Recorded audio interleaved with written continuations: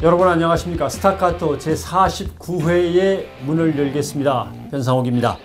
김갑수 대표 나오셨습니다. 어서 오십시오. 네, 안녕하십니까. 오늘은 손님을 김갑수 대표로 한번 소개를 해보시죠. 왜요? 그냥 가능한 한 제가 가능한 한 객관적으로 그런 가능한 객관적으로 한번 소개를 해주시죠. 한국의 잘 모르시는 분일 텐데 저기 숨어 있는 재벌 그룹. 숨어있는 재벌 그룹. 네, 의제와 전략 그룹. 이 그룹 이러면 보통 재벌사 아닙니까? 그룹. 네. 더 모아의 윤태권 정치분석실장님 오셨습니다. 예, 어서 오십시오. 이 의제와 전략 그룹. 무슨 그룹이에요, 이거? 얼마나 많은 문어발식 회사를 거느리고 계시길래 그룹이라고. 사단법인입니다. 영리 단체는 아니고요. 예. 사단법인. 뭐 임원들이 다 그 무술 사단들입니까? 사단법인?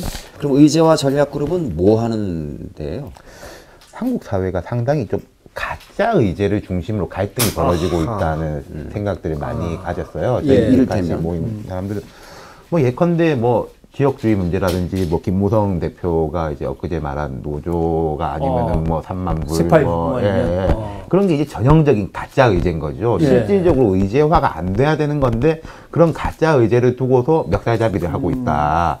그 문제의식 때문에 이제 의제라는 말을 앞에 붙인 거고 전략이라는 말은 진짜 의제를 좀 풀어낼 수 있는 방법론적인 의미에서 전략을 절약하는 당도 있더라고요. 그래요? 전략을 절약하는 당. 내놔야 되는데 당최 못 내놓고 뭐 이렇게 아끼는 건지 뭐 하는 건지. 어쨌든 노조가 쇠파이프 안 휘둘렀으면 소득 3만 불 됐다. 우리나라 노조 조직률이 10%잖아요. 그렇죠. 한 10%. 조금 넘는데 그것도 이제 복수노조가 되면서 10% 11% 겨우 이제 넘긴 건데 이 말이 그 사실관계가 성립되는 명제가 되면 노조가 없는 90%는 3만 불을 넘겼어야 되는 거거든요. 그렇죠. 그렇잖아요. 자기 스스로 이렇게 무식함을 폭로하면 어떻게 되는 거예요? 저는 그런 생각인 게 뭐 그렇게 생각할 수 있죠. 노조가 문제가 많아가지고 경제가 잘 안 돌아간다. 이렇게 뭐 주장하는 사람이 김무성 대표만이 아니라 꽤 있으시니까 그런 분들이.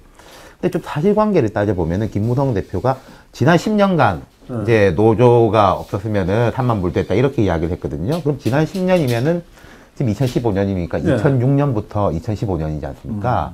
노무현 정부 후반기, 이명박 정부, 박근혜 정부 오는 게 20년인데 지난 10년간은 대규모 쟁의가 거의 없었습니다. 그렇죠. 실제로. 노조의 힘이 이제 점점 빠지고 있고 제 기억으로는 그리고 국민들이 생각하실 게 아마 쌍용 자동차 파업 같은 게 이제 좀 컸는데 근데 쌍용 자동차는 회사가 어려워져가지고 정리해고를 하지 말아달라고 한 거지 뭐 임금 올려달라 이런 파업은 아니었었거든요. 거꾸로 보면요. 제가 좀 찾아봤는데 한국에서 노동쟁의가 제일 이렇게 뜨겁고 분출되고 했던 시점이 한 1985년부터 95년 정도입니다. 이른바 이제 민주노조가 생기기 시작하고 이제 민주노총 출범 때까지 10년인데 그동안에 한국의 GDP가 한 3,000불에서 15,000불로 5배가 뛰었어요. 그러니까 쉽게 말하자면은 파업이 일어나는 거는 좀 경기가 좋고 해야지 으쌰으쌰 해가지고 임금도 좀 올려달라. 사실은 비례관계가 있는 거거든요. 그러니까 제가 이제 노조가 문제라고 하는 건 김 대표의 주장일 수 있는데 사실관계를 따져보면은 지금 지난 10년 동안 노조 때문에 이게 안 됐다라는 말은 그 팩트에서 틀린다. 오프닝을 마무리하자면 누구를 좋아하게 되면 그 사람과 함께 있었던 시간이 두 개로 나뉜다는 거죠. 그리고 그 사람과 함께 있었던 시간을 떠올리면서 보내는 시간. 두 개의 시간이 생긴다는 건데 갑자기 유승민 원내대표와 함께 했던 그런 시간들이 쓰나미처럼 몰려오던 그런 사건이었습니다. 참 무성의해. 연설을 이렇게 무성의하게 할 수 있어요? 누가 쓴 거예요, 이거? 잘 써줘봤자 몰라 무슨 얘기인지 사실. 뭘 해도 무성이야. 그러니까요. 무성한 김무성 대표의 연설에 대해서 인사는 여기서 끝나고 스타카토 49회 잠시 후에 문을 열겠습니다. 스타카토 49회의 첫 번째 핫 이슈는 국회 정치개혁 특별위원회입니다. 드디어 활동 시한이 끝났습니다. 근데 아무것도 한 게 없어서 일단 연장했습니다. 연장했는데 잘 될지는 모르겠습니다. 결론까지 다 얘기해버렸네. 참나. 자, 이제 그럼 카메라 끄고 갑시다, 이제. 가자, 이제. 뭐, 이거 하면 다인 거지, 뭐. 일단, 모여서 뭘 했나라고 해서 내놓은 걸 보면은, 뭐, 특별위원회를 하나 만들었지 않습니까? 선거구 획정인지 뭔지를 위한. 이제 선거구 획정을 위한 소위원회를 만들어 놓은 것까지는 제가 기억이 나는데, 거기에다 어떻게 하라고 지침을 줘야 되는데 지침도 못 끝나면 거기 소위원회는 하나 있으나 마나 뭐 논의할 수가 없죠. 어떻게 맞습니까 이게? 맞습니다. 그 선거구 획정위원회를 지난 국회 때보다는 뭐 한 발 나아갔다고 하는 거는 독립적인 기구로 꾸리긴 했습니다. 여야가 추천하는 제가 보니까 면면이 괜찮으신 분들이 많이 모여 있더라고요. 네. 뭐 진보, 합리적 보수. 근데 방금 말씀하신 대로 지침을 줘야 되는 거거든요. 뭐 인구수는 뭐 28만, 14만이다 이렇게 해가지고 나눠 달라고 그 가이드라인을 주면은 그걸 따라가지고 이제 지역을 나누는 건데. 지금 그 지침 자체를 못 주고 있지 않습니까? 또 묘하게도 하나는 또 일치를 시켜놨는데 그게 이제 다수당들이 갖고 있는 뭐 이권인지 모르겠습니다만 국회의원 수를 300명으로 더 줄이지 말고 그냥 그대로 두자는 건 합의를 한 거죠. 그런 거죠. 예, 그것만큼은 합의를 한 거죠. 그 새정치연합에서 이제 저기 혁신위에서 정원을 좀 연장하는 안을 잠시 던졌다가 여론이 이제 뜨거우니까 뜨거 하고 돌팔매를 좀 맞고 거두어드리면서. 근데 지금 300을 놓고서도 입장은 다른 거 아닙니까? 그렇죠. 예, 어느 쪽을 줄여서 300을 갖다 유지를 시키느냐의 문제인데. 예. 이게 이제 새누리당 같은 경우에는 이것보다는 이제 김무성 대표가 좀 밀고 싶어 하는 것은 이제 오픈 프라이머리, 뭐 국민 경선 문제고 새정치민주연합에서는 어쨌든 명목상으로라도 권역별 비례대표를 좀 넣어야 되겠다라는 입장인데 저는 양쪽이 좀 다 비겁하다? 정직하지 못한 게 있다고 생각합니다. 예. 첫 번째 이제 김무성 대표에 대해 가지고 이야기를 해보자면은 어제 대표 연설에서도 막 이야기를 하던데요. 과연 오픈 프라이머리가 여당 내에서 단일하게 공감대가 형성돼 있는가? 특히 청와대 지금까지 한마디도 한 적이 없습니다. 이 문제에 대해 가지고는요. 언급을 한 적이 없습니다. 친박 대리인이라고 하는 사람들은 그렇죠. 이제 부정적으로 이야기하는 던졌죠. 거죠. 그거 뭐 해? 뭐 서청원 최고위원이라든지 윤상현 정무특보는 그거는 그 사람 이야기다. 이런 식으로 이야기를 하고 있거든요. 그러니까 어제 김무성 대표가 뭐 야당 때문에 안 되고 이런 이야기를 하던데 그게 제가 솔직하지 못하다는 게 그 지점이고 그 다음에 이제 새정치민주연합의 이야기를 해보자면은 권역별 비례대표를 하려면 뭐 설계를 다시 할 수는 있겠습니다만은 지역구 의석이 그대로 있다고 하더라도 정수가 그대로 있다고 하더라도 특히 이제 새정치민주연합 쪽에서 보면 호남의 의석수를 줄일 수밖에 없습니다. 수도권은 좀 늘어나겠죠. 그러면은 문재인 대표가 권역별 비례대표 이야기를 하기 위해서는 우리가 솔직히 지역구 의석을 최소한 늘리지는 않더라도 현행 유지를 해야 되고 그러면은 호남의 의석을 줄일 수밖에 없다라는 이야기를 한 번이라도 한 적이 있냐? 전혀 없거든요. 권역별 비례대표를 하려면은 어차피 여기를 키우면 여기를 줄일 수밖에 없는 거기 때문에 그 이야기를 하지 않을 수가 없습니다. 그래서 이제 제가 이제 양측 다 좀 솔직하지 못한 점이 있다고 말씀드리는 거죠. 그러니까 저기 정치적인 선언적인 의미로 지금 명분 하나 가지고 그냥 툭툭 던지면서 그냥 감 보고 있는 게 너무 오랫동안 끌고 있는 거죠. 사실은 그 저는 참 안타까운 게 선관위라는 어떻게 보면 중립적인 기관 아닙니까? 뭐 듣는 분들의 성향에 따라 가지고 선관위가 언제 중립이었어? 뭐 이런 분들도 계실 테고 뭐 이렇게 했지만 어쨌든 선관위가 내놓은 정치개혁안은 제가 볼 때 가히 혁명적이었습니다. 그동안 여러 가지 이것도 봤을 때 그때쯤 일찌감치 그 논란에 불을 좀 붙여가지고 야당도 그렇고 의제화 시키면서 진짜 이런 거야말로 진짜 절약하지 말고 했어야 될 의제 아닙니까? 선관위 그때 제가 토론회를 한번 주최해서 제가 사회를 본 적이 있었는데 그러니까 선관위 담당 법제국장하고 같이 불러서 이렇게 한번 얘기를 했었는데 의원 정수 문제도 자기들이 먼저 거기에 얘기한 거는 조금 테크니컬한 미스였다라고 인정을 하더라고요. 근데 그것 말고 나머지 이런 것들에 대해서는 고민들을 굉장히 많이 했더라고요. 긍정적으로 받아들여야 될 수 있는 만들이 굉장히 많았고 그럼 그런 것들이 나왔을 때 일찌감치 다른 것도 아니라 여당도 아니고 청와대도 아니고 선관위라는 기관이 이렇게 던졌으니 얼마나 따먹기 좋았어요. 그때 이 진보정당도 마찬가지인 거죠. 사실은 원래 선관위 안대로만 어느 정도만 간다 치더라도 진보정당이 20, 30석은 금방 할 수 있는 여지가 생기면서 한국 정치정이 혁명적으로 바뀌는 계기가 될 수도 있었거든요. 근데 그때 그 하세월로 일관하다가 결국은 시간에 쫓기면서 지금 이렇게 되면서 시간에 쫓기다 보면 나중에 답답한 거는 뭐냐면 야당이거든요. 야당은 그냥 이대로 갑시다. 뭐 이거 그냥 갈 가능성이 매우 높아진 거죠. 그럼 결국은 이렇게 쭉 가다가 시간에 쫓기면 김 대표 얘기하신 대로 마지막에 지역구만 몇 개 조정하고 끝나겠군요. 그렇죠. 근데 지금은 일단 그 헌법재판에서 내려놓은 거 있지 않습니까? 2대1로 유지해야 된다.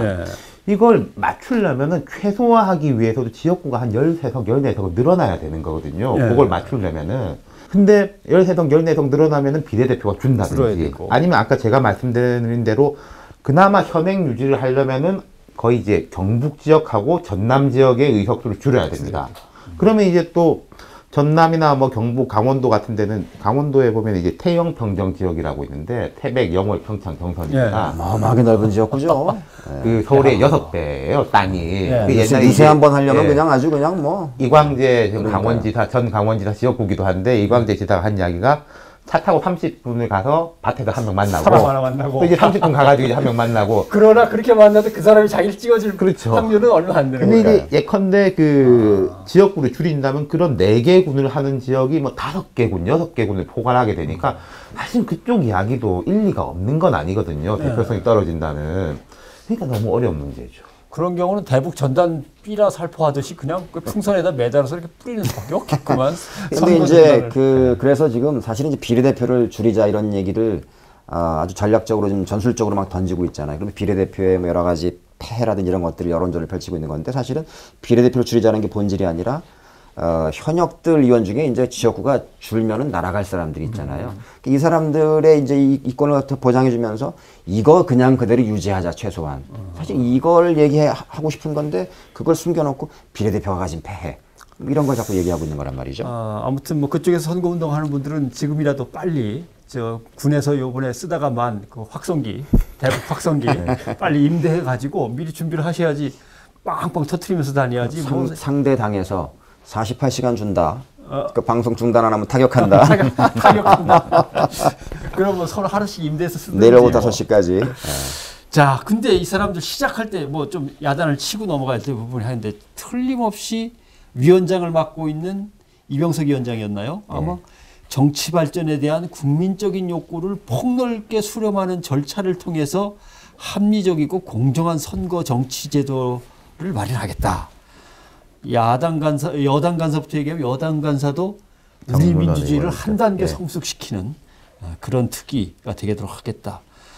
또 야당 간사도 정치 발전을 위해서라면 이해관계에 휘둘리지 않고 유불리를 따지지 않고 성과를 거둬내겠다. 그런 말에는 딱 4글자로 그냥 정리하면 됩니다. 에나콩콩. 에나콩콩 뭐예요? 대략 무슨 뜻인지는 대략은 다가오네요. 윤 실장이 이걸 의제로 삼아야 되나 말아야 되나 고민하시는 것 같은데. 아니 이제 무슨 그런 니들 이런 거죠 뭐 이제 뭐. 개나 줘라. 진돗개 새끼한테나 줘라. 알았어요. 자, 정의당 같은 경우는 설마 저 사람들이 뭔가를 만들어내겠어라고는 하지만 속으로 혹시라도라고 하는 기대가 좀 있었을 건데 상당히 실망했겠죠. 뭐 정의당 농성한다는 거 아닙니까? 그렇죠. 정의당이 농성을 하는데 그런 것 같아요. 이게 흔히 이제 국민정서법이라는 이야기를 많이 하지 않습니까? 헌법 위에 국민정서법. 이걸 이제 뭐 옛날에 김무성 대표 같은 사람들 흔히 떼법이라고도 이야기를 하는데 이 국민정서법에 지금 딱 걸려있는 사안이거든요. 예컨대 제가 좀 비유를 하자면은 국회에서 이제 17대 국회 때도 그렇고 지금 사형제 폐지 법안이 나와 있습니다. 국회의원 절반 이상이 서명을 해 있습니다. 이건 이제 유인태 의원이 항상 총대를 매거든요. 과거 사형수, 본인이 사형수였던. 거의 유일무이한 발의법이에요. 그 의원에.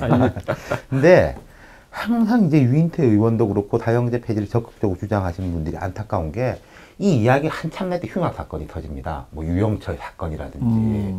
그러면은 국민정서법이 그래 뭐 우리도 이제 선진국이니까 사형제 폐지 하다가 저런 뭐 쳐주길 이런 식으로 돌아간다는 거죠.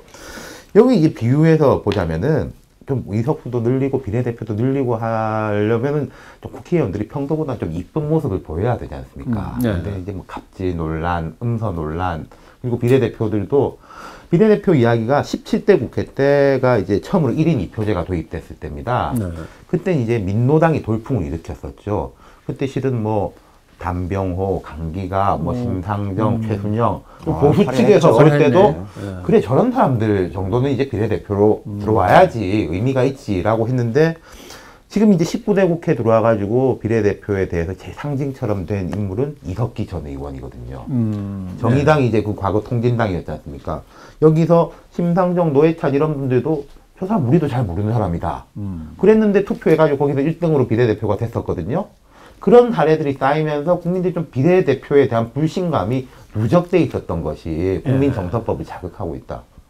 그래도 실제로 그 일반 유권자들 이외에도 정치에 좀 관심 있는 사람들 사이에도 실제 여야에서 비례대표로 발탁한 사람들 중에 이 비례라는 것들의 그 어떤 본질과 이런 것들에 부합하게끔 일을 제대로 한 사람들이 얼마나 있었느냐 이런 행태들에 대한 지적들 사실 그런 것들도 제법 있는 건 사실이고요. 또 하나는 이제 비례대표라는 것들이 그동안 사실은 뭐 여러 가지 투명하게 한다고 했지만 당대표라든지 계파들의 나눠먹기 또는 뭐 이런 식으로 전락해버린 건 아니냐 뭐 이런 것들도 있었고 어쨌든 간에 비례대표를 이게 늘려야 된다는 것들의 당위성에는 뭐 아마 우리 윤시험도 그렇고 다 그 당위성에는 대부분 다 공감을 할 거예요. 네. 근데 그 늘 그 당위성을 훼손시켜 나가는 그 기이한 이 선발 과정부터 해가지고 이런 행태들이 문제점들이 있거든요. 좀 답답한 딜레마죠, 사실은. 저는 좀 특히 이제 야당 쪽이 전략적으로 그랬으면 어떨까 싶어요. 비례대표를 우리가 이게 투명하게 하겠다, 뭐 경선을 한다든지 이런 걸 먼저 모델을 던져놓고 이 정도면 국민들 한 번 더 좀 믿어주십시오 내지는 한 번 더 속아주십시오 이럴 수가 있는데 일단 늘리고 난 다음에 우리 뭐 잘 해보겠습니다라고 하니까 별로 믿음이 안 간다는 거죠. 그래서 이게 이제 지금 그런 상황에서 이제 권역별 비례대표에 마치 이제 올인한 것처럼 보이는데 문재인 대표가 사실은 저는 그런 생각이 듭니다. 이제 지금 우리가 지역구 대표도 지역구 대표를 갖다 가지고 있는데 이제 그럼 이 권역별 비례대표를 고집한다는 건 비례대표도 지역별로 나누겠다는 거잖아요. 예. 사실 그랬을 때 지금 우리 정치에 있어서 본질적인 문제들이 지역 대표가 국회에 불균등하게 있는 것이 본질적인 문제냐? 저는 그렇게 안 본다는 거죠. 늘 제가 뭐 드리는 말씀이지만 국회라는 것들이 왜 대의가 실종된 상태로 그렇게 표류하고 있느냐? 왜 절대 다수의 서민과 중산층들이 우리의 대표는 어디에 있는 거냐라고 정치 혐오와 정치 무관심에 빠져 있느냐? 실제 그런 삶의 수준과 그 삶들을 이해하고 있는 그런 실제 그런 사람들이 아닌 사람들이 국회에 나가 있는 거거든요.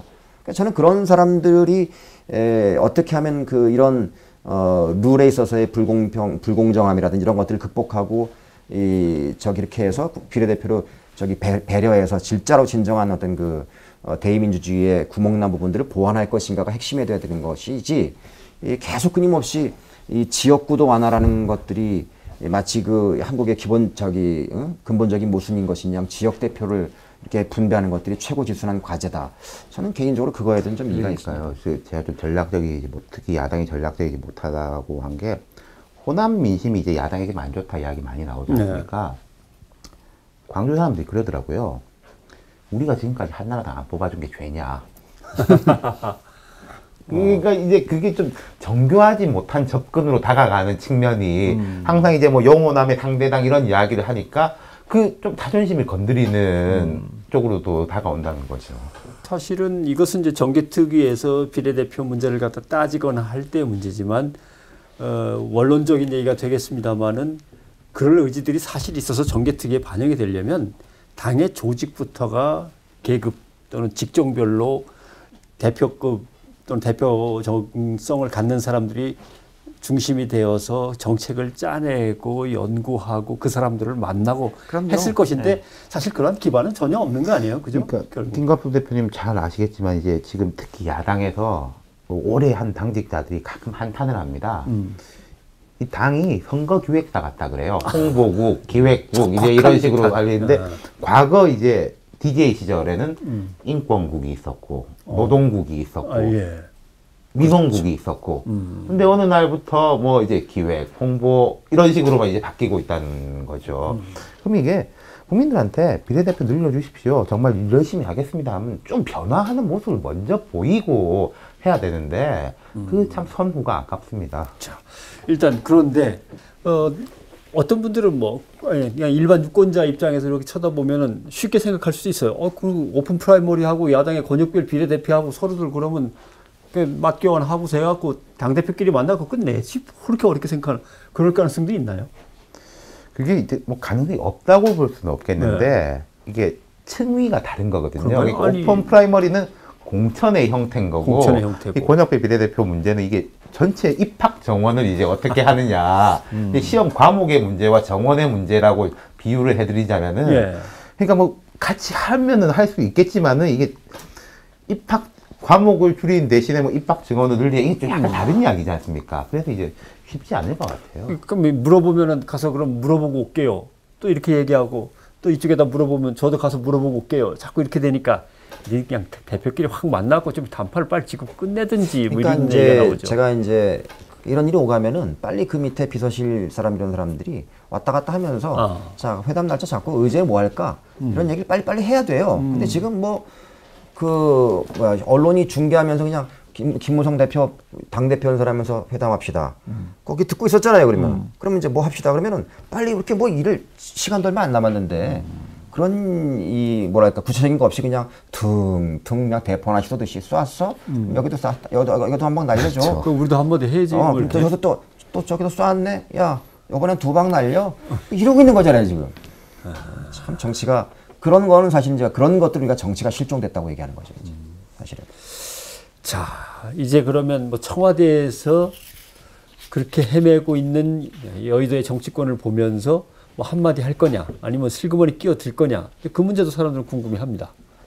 대통령은 좀 지켜볼 겁니다. 제 생각은 그래요. 특히 이제 이번 정기국회가 이 정개특위 말고도 참 잘 되기 어려워 보이거든요. 선거를 앞둔 정기국회이기 때문에 마지막 정기국회지 않습니까? 그리고 여당은 지금 청와대로부터 엄청난 많은 지침을 들고 있습니다. 그리고 지금 이제 국회의 근본적인 문제 중에 하나가 여야를 막론하고 자기들이 원하는 걸 관철시킬 힘은 없는데 상대가 원하는 걸 못하게 할 힘은 있거든요. 그렇기 때문에 완전 교착 상태에 빠질 가능성이 높고 또 여당의 문제를 하나 제가 더 지적한다면은 원유철 원내대표지 않습니까? 유승민 원내대표를 정책위 의장으로 옆에서 지켜본 사람이지 않습니까? 유승민 원내대표가 이제 공무원 연금 개혁을 하면서 재량권을 가지고 협상을 하고 양보할 건 양보하고 하다가 어떤 결과가 나왔는지를 바로 옆에서 지켜본 사람이거든요. 그렇다면은 원유철 원내대표라든지 김무성 대표는 이번 국회에서 성과를 내는 쪽으로 갈 것이냐, 아니면 성과를 못 내더라도 청와대의 지침을 충실히 따르는 쪽으로 갈 것이냐. 그러면은 저는 이제 후자의 가능성이 높고, 이런 교착 상태가 되면은 그 박근혜 대통령이 또 이제 여의도 정치권에 이제 싸잡아서 비난을 하겠죠. 그리고 본인은 이제 그렇죠. 중국도 가고 미국도 가고 뭐 일을 많이 하지 않습니까? 북한하고 대화도 할 거고. 지금 대비 효과를 보이는 대통령과 거죠. 청와대는 지금 이제 뭐 저기 비행기 타고 가셨지만 비행기에 탄 상태잖아요. 붕 떠 있는 상태란 말이에요. 지금 뭐 탄탄대로로 이제 당분간은 지금 어쨌든 간에 방중 성과 제대로 나올 것들이 이제 뭐 아무래도 앞에 지금 그 일반 국민들은 평화적으로 잘 해결했기 때문에 점수를 준다는 건데, 이 사람들은 우리가 원칙 지켜가지고 이겼기 때문에 이라고 해석을 하고 있지만 어쨌든 그게 이제 지지율에 상당 부분 반영이 됐단 말이에요. 예. 거기다가 이제 방중 성과 또 이제 이산가족도 지지율한 것들은 그렇죠. 그렇죠. 추석으로 가죠. 예. 추석이라는 밥상은 원래 어른들하고 다 모이는 거기 때문에 이제 보수적인 대화가 할 수밖에 없어요. 이렇게 위에서 아래로 흐르는 대화 방식. 그러니까 대통령이 이렇게 일도 하고 그다음 따라가는 게 국회라는 것들은 멱살 잡이만 해가지고 그렇죠. 하나도 성과도 못 내고 뭐 하는 거야, 이런 식으로 말이야. 가는 거죠. 그럴 경우에 이제 교착 상태에 빠진 국회가 계속 이런 식으로 간다. 그러면 10월, 11월 넘어가서 그 높은 지지율과 정서적인 어떤 그 응원을 등에 업고 대통령이 권위적으로 한번 딱, 뭐 이럴 가능성도 저는 없다고 볼 수는 없습니다. 저는 근데 그게 이제 지금 당장 그럴 이유는 전혀 없다는 거죠. 여기에 끼어들 이유도 없고. 지켜보다가. 네. 근데 참 답답한 게 박 대통령도 이제 노동개혁, 뭐 찬반 양론이 있지만은 일 중심으로 사고를 하셨으면 좋겠어요. 예. 내가 이 노동개혁도 하고 싶고 뭐 또 하고 싶다. 그리고 하기 위해서는 뭐 야당의 양보도 하고 주고받고 국민들 설득도 해야 되는데 일 중심으로 사고하지 않고 지지율 중심으로 사고를 하면은 일은 못 돼도 되고 지지율을 유지를 하면 되는 거예요. 그럼 나중에 남는 게 없다는 거죠. 정치를 제대로 하려고 하시는 분이었다면 지금까지 2년 6개월을 이렇게 참 보내셨겠어요. 이게 답답하죠. 그러니까 우리가 뭐 노무현 대통령, 이명박 대통령 봐도 노무현 대통령 같은 경우에 어쨌든 그건 이제 찬반이 있습니다만은 좀 진보라는 이제 자기 이제 기반의 비판을 무릅쓰고 한미 FTA를 추진했지 않습니까? 자기는 이제 이걸 해가지고 이게 국가 발전 전략이라고 생각했던 거고, 그리고 이명박 대통령 같은 경우에도 뭐 본인은 이제 4대강하고 이 뭡니까 자원 외교가 정말 중요한 문제다라고 생각했기 때문에 이 중심으로 사고를 했던 인물인데 지금 가만히 보시면은 박 대통령이 별로 한 게 없고 진짜 하고 싶은 게 뭔지도 잘 모르겠거든요. 그게 문제라는 거예요. 근데 그런 점에서는 사실은 그 두 정권이나 그 어떤 정권도 감히 손대지 못했던 의제들은 툭툭 던지긴 던져왔었어요. 공무원 연금개혁부터 해서 지금 계속 몇 개 이번 개혁 순서를 정해놨잖아요. 그리고 이제 노동개혁까지 이렇게 툭툭 던졌는데 자 이거 반드시 해야 됩니다. 우리는 그동안은 못했지만 우리는 할 거예요. 해놓고 난 다음에 아무것도 그대로 제대로 없이 그냥 오케이 이번 이제 요건 됐고 그 다음 건 뭐야 뭐 이런 식인 거예요. 그리고 이제 혼은 국회를 혼내는 거죠. 그러니까. 이런 중요한 일을 왜 니들이 안 하고 있냐라고 이제 혼내는 거죠. 아무튼 뭐 의제라고 내놓는 거나 선언이라고 내놓는 걸로 보면은 뭐 그럭저럭 내놓을 수도 있는데 뭐든 말씀하신 대로 되는 건 없어요. 그래서 이제 유명한 박근혜 대통령 정부의 특징은 복지 없는 복지, 통일 없는 통일, 그다음에 창조 없는 창조. 뭐 이게 이제 특징이라는 거 아닙니까? 자, 그렇게. 요즘 은근히 세지셨어요. 저거요? 네. 이게 임원을 내려놓으니까 아니, 경영진 제가 볼 때는 임원을 내려놓으니까 이제는 좀 말을 해도 그 지지난번인가요? 그 박근혜 대통령을 에게 투표했다라는 그 오해를 사신 이후에 좀 되게 의식하는 것 같아요. 지금 윤 실장이 무슨 얘기인지 잘 몰라가지고. 옆에 앉은 기자가 자꾸 박근혜 대통령 뽑은 사람들이 책임지라고 그래가지고 그렇게 말하면 나같이 찍은 사람은 미안하지 않냐라고 했더니 농담을 다들 진담으로 받아들이셨더라고요. 청취자들은. 원래 농담을 아닌 것 같거든요. 농담을 원래 농도 짙은 진담을 농담이라고 그러고 진담을 진짜 같은 농담을 진짜 진담이라고 그러는 거예요. 네. 아무튼 창조 없는 창조, 통일 없는 통일, 복지 없는 복지, 정치 없는 여의도 정치. 자, 조금 화제를 갖다가 정치 전반으로 살짝 옮겨보면 지금 저 무소속 천정배 의원이 한다는 신당은 어디까지가 있는지 한번 얘기를 꺼내보기 시작했으면 좋겠습니다. 예, 우리 윤 실장이 먼저. 어떻게 제가 여기 있어요? 가까운데 당산동에 그 몇 분이 모여 있는 사무실이 있어요. 거기 보면 이제 주로 계시는 분이 이제 염동연 전 열린우리당 사무총장하고 이제 이철 의원, 또 그 창조한국당에 있었던 유원일 전 의원 뭐 이런 분들이 좀 핵심적으로 돼가지고 있는데 9월 6일쯤에 뭐 로드맵에 대해서 이야기를 한다고 합니다.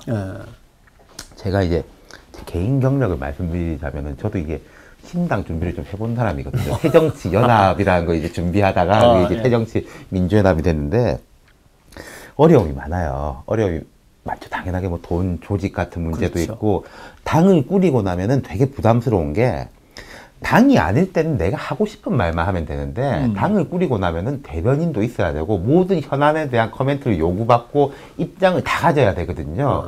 그 준비하기가 이제 너무 부담스러울 것이고 또 조직을 꾸린다는 게 이제 쉬운 일은 아니래 가지고 제가 듣기로는 약간 그래서 이제 내부의 온도 차이가 있다.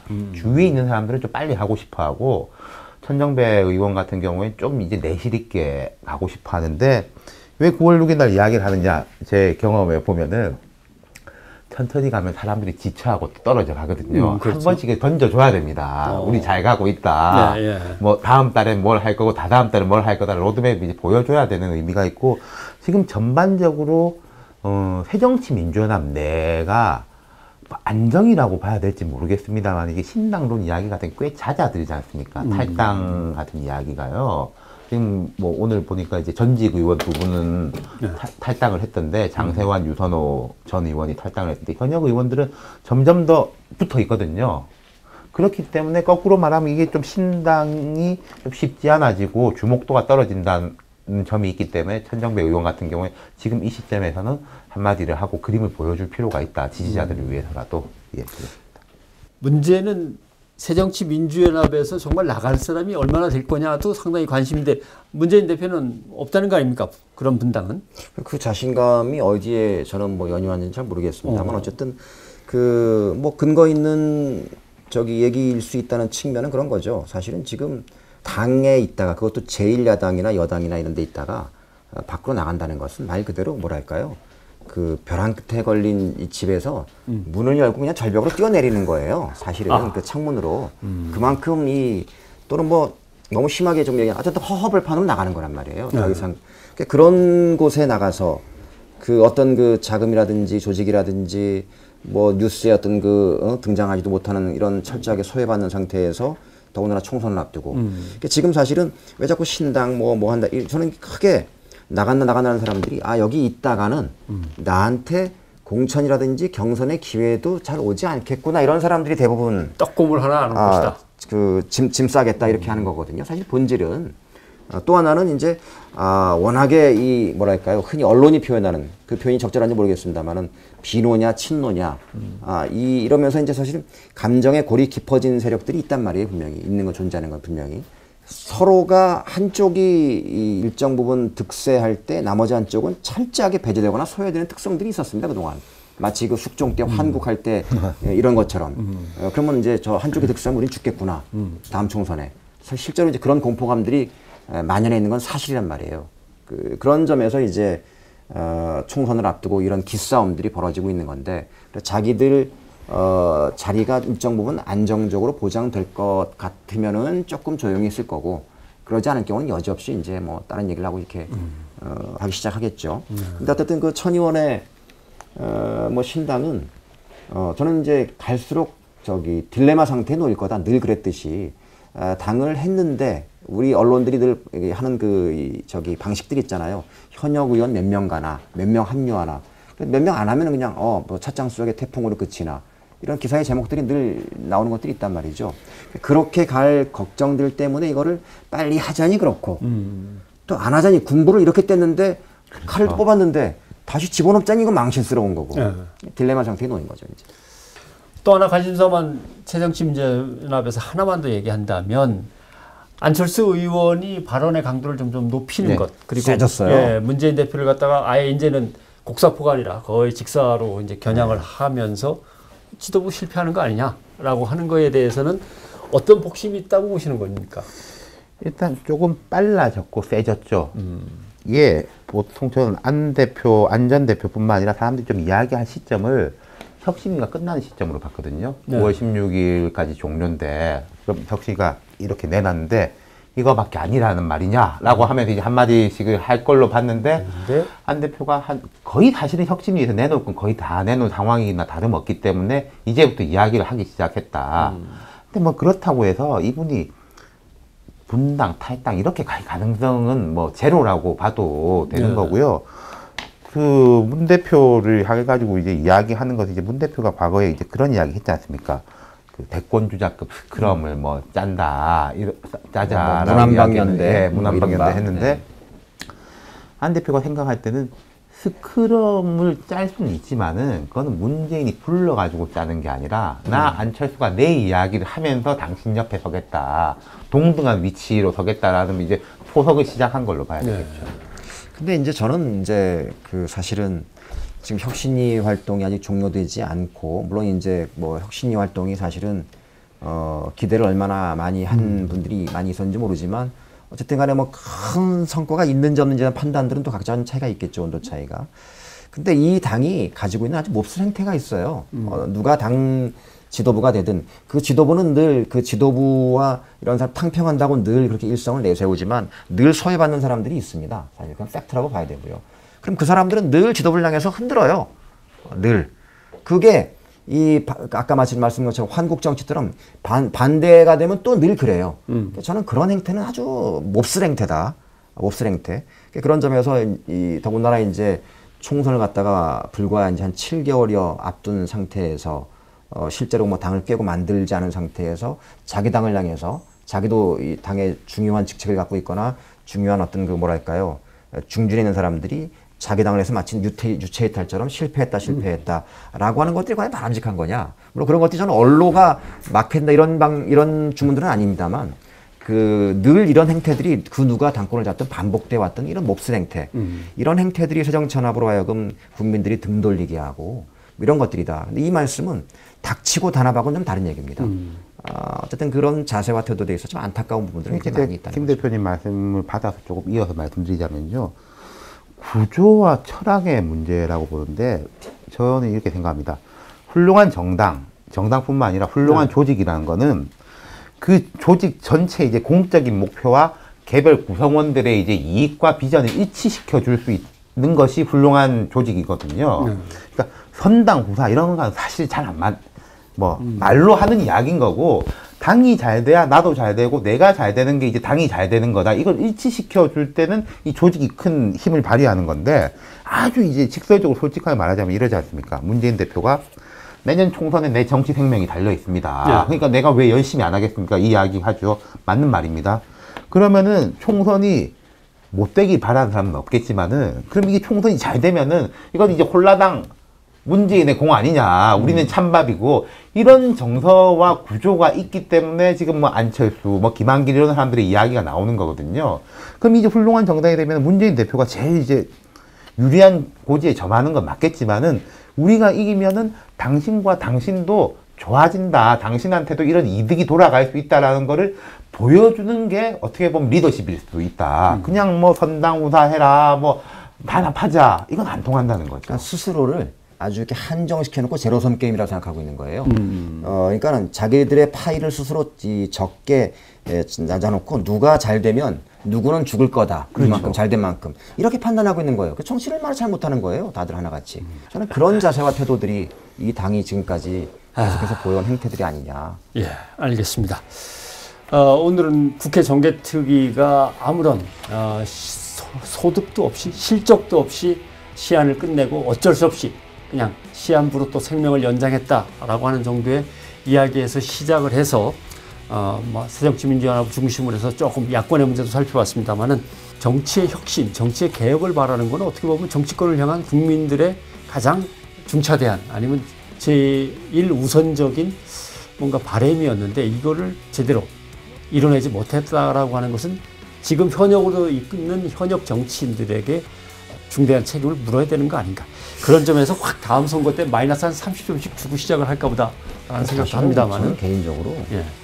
한국 정치가 조금만 진짜 한국 정치가 조금만 그 행태와 이런 것들을 달리했더라도 7만 불 갔다 벌써. 7만 불 갔다. 아, 그럼요. 갔지. 아, 진짜로. 김무성 대표가 이렇게 비슷하게라도 얘기를 했으면 새누리당 지지율이 아주 정말 올라갔을 텐데. 한국 정치가 정말 그 제대로 조금만 진짜 이 민심에 부응하고 조금만 정신 차렸더라면 정말 7만 불 갔다. 그렇게 봅니다. 진짜. 알겠습니다. 우리 정치가 국민들의 목소리에 조금만 귀를 기울였더라면 쇠파이프는 등장하지 않았을 텐데 우리 사회에 이런 생각도 해보게 되는군요. 자, 오늘 귀하신 시간 내주셔서 고맙습니다. 의제와 전략그룹 더모아의 윤태권 정치 분석실장님 고맙습니다. 감사합니다. 저희도 인사드리겠습니다. 고맙습니다.